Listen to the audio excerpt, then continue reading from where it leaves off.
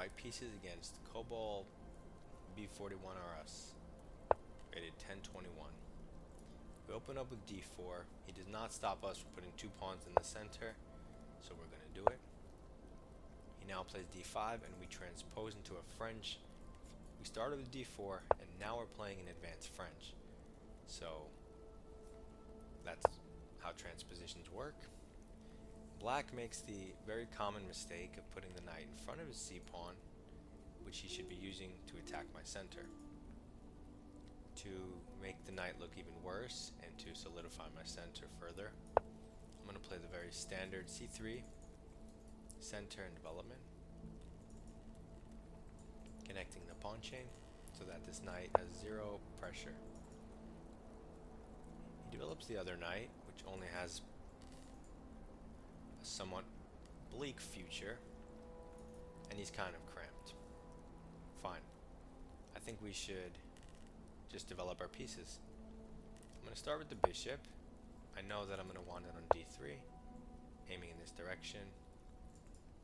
So he moves the knight again, because he needs to move it to get out the bishop. I mean, it's currently not threatening anything. I think we should continue developing. Let's bring the knight out towards the center, towards the king side, now that our pawns are pointed that way. This knight also supports the dark squares. Why does that matter? Well, whenever you see a knight on a square like this, you should always consider pushing the rook pawn to harass it. The knight supports the h4 pawn push. But now he develops the bishop, which hits that square a third time, trying to deny it. Now you could always do it anyway, sack the pawn and open up the rook.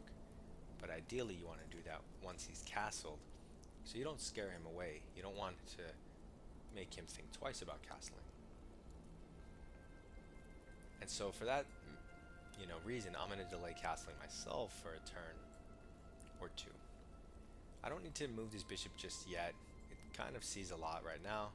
I want to wait for him to castle. So in the meantime, I kind of want to maybe develop this knight. If he moves this knight to try to attack the bishop and the pawn, I mean, it's a thing, but I feel like at the end of the day, you go bishop f1, which may look weird, but no matter what he does, basically against any move, you play g3 next. He has to move the knight. You can put your bishop back where it was, and the g3 now supports h4. So in a weird way, it's helping you. Convoluted, but if we might get it on the board, and I can show you. Of course, you don't have to do this, and he doesn't even go for it. He just castles. So in this variation, you might be willing to sack the pawn, but on the other end of the spectrum, I do want to play g3. Not only does it stop this idea and control dark squares, which is what all of his pieces are looking at, but it supports h4, h5, and where exactly is his knight going? So he moves the same piece twice. He's not really sure what to do. He needs to be breaking down my pawn chain, but instead he moves the bishop, which doesn't do anything. I can even take it, which is good for me, but that would bring his queen in. I don't see what his bishop's doing here, and I wanted to play h4 anyway. So he's walking directly into h4, h5, both with tempo. Any trade he makes is clearly good for me, and he gives up his bishop. Now I have two bishops staring towards the direction of his king, an h-pawn about to coordinate with them, which might open up my rook, and things are looking very bad for black. Completely losing. I'm not up anything, but it's completely losing. Usually in a situation like this, black has to go for some all-out, last-ditch effort, which is losing either way, but you kind of have to try it, like, I don't know, f5, something. Just blocking everything. Then you can still do what you want. You can kick the knight, you can en passant. But, I mean, if you don't try stuff like that, you just get steamrolled. So, it's not easy. that's what happens when you have a pawn stretch, a locked pawn center, but you're the one with more space. So we had the e5 pawn with more space, which I was just talking about, and this guy notices he's about to get checkmated, so he sacks to try to get rid of the bind in the center. The problem is we just take it, and it's supported by the knight, so it doesn't get rid of it. So he sacks another piece. That does get rid of it, but it also gives up all your pieces. So we're going to take that, and now we have two pieces for two pawns.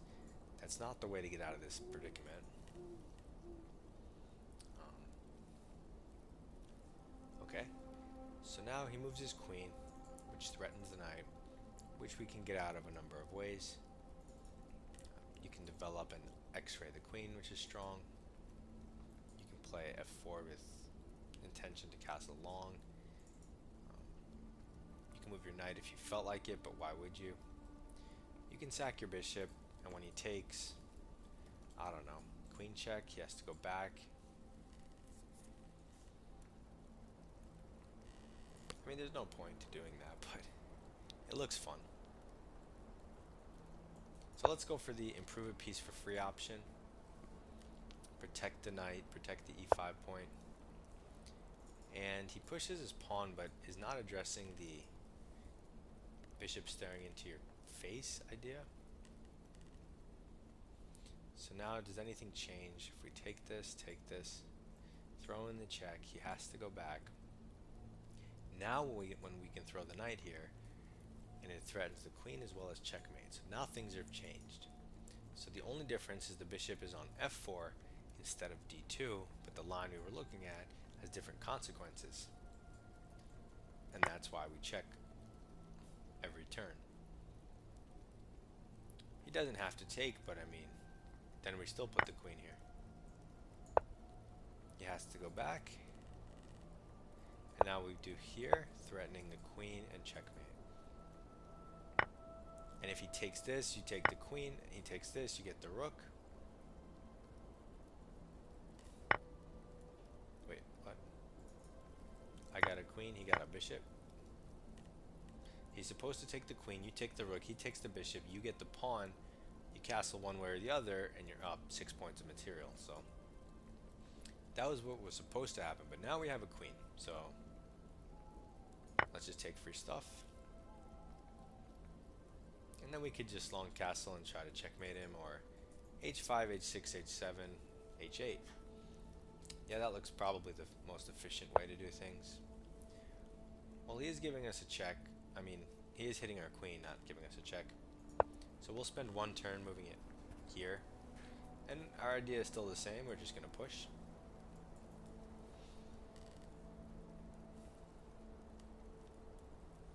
We have almost everything on dark square except for these two. He only has a light square bishop. His king is under fire. He's moving pawns. It opens up his bishop, but what's his bishop going to do? Let's just continue with our plan. Clearly, king safety is the predominant factor here, because we have a queen and he doesn't, and his king is open. Not center, right? Not pawn structure, not space.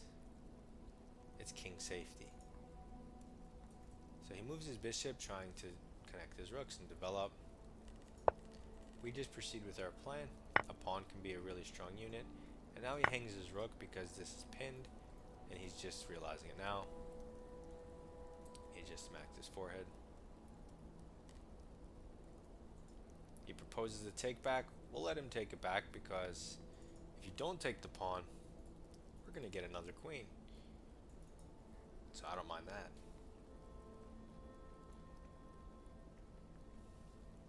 And that's assuming he sees we're threatening checkmate.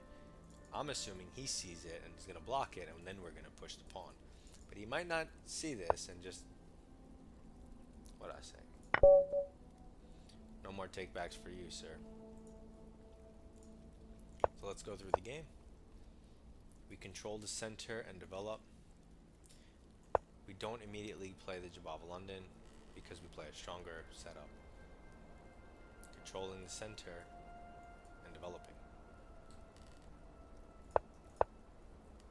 Then we just go into an advanced French, and now we have more space. Easy days. Then he plays this inaccuracy, which allows us to center and development. And then we have development and center. +1. Development and center. Oh, you see? The computer even likes H4 here the best, even though it's covered 3 times. So, let's say he takes it. You probably have an intermezzo somewhere, but let's see. Let's say he takes it with the knight. You take, he takes. Yeah, this is your intermezzo. Okay, so he can't even do it. Doesn't work. So technically the pawn's not hanging if you calculate, and so yeah, if you see that it's not even hanging, you definitely play it here. So that's kind of cool to know. I'm curious, if I go here and he goes here, yeah, you see, the computer says this is no problem. It's like I mentioned, you just go bishop f1, you're gonna kick the knight and put it back and prepare, and then you have h4 in. So it's just another option. Pretty cool. But he didn't play that. He should have played f6 to try to break things down. But he didn't. He just castles, which kind of walks into my idea. You could do whatever you want in a position like this. I chose to go for this plan because I know I'm going to pawn storm the king side. So I go g3. It's a little slow, but it's also solid, and there's nothing wrong with it. And it has a clear idea in mind, h4. So he puts his bishop here, which makes no sense. And now we play h4, improving our position for free. And then force move. Our position looks awesome. It's plus 2.6, which is basically winning. He should still play for f6, but he starts sacking pieces, so it's an easy game. If he does go for f6, oftentimes queen e2 is played. Sometimes you take on f6 and just play positionally. In this case, you have other forcing moves to consider, but this is probably his best route. Queen e2 is usually a solid option when you're not sure what to do, just over defending the e5 point. But he didn't do that. He sacked a piece, free stuff. Free stuff. And then it's +6, you can do what you want, but we improve for free. And then we have this tactic. Check. Tactics. Tactics. Free stuff. Free stuff. Force move. And then attacking the king. Attacking the king. Checkmate. Okay, so 92% accuracy. We'll take it. Just a solid game. You know, it was a French, not really a Jabava London, but I think it's good to have certain knowledge of other opening lines in your repertoire and how to play them. Better understanding of chess overall, and you know, you can use these transpositions against your opponent because they might not be playing all these different openings. So something to think about. Good luck in your chess. See you in the next video.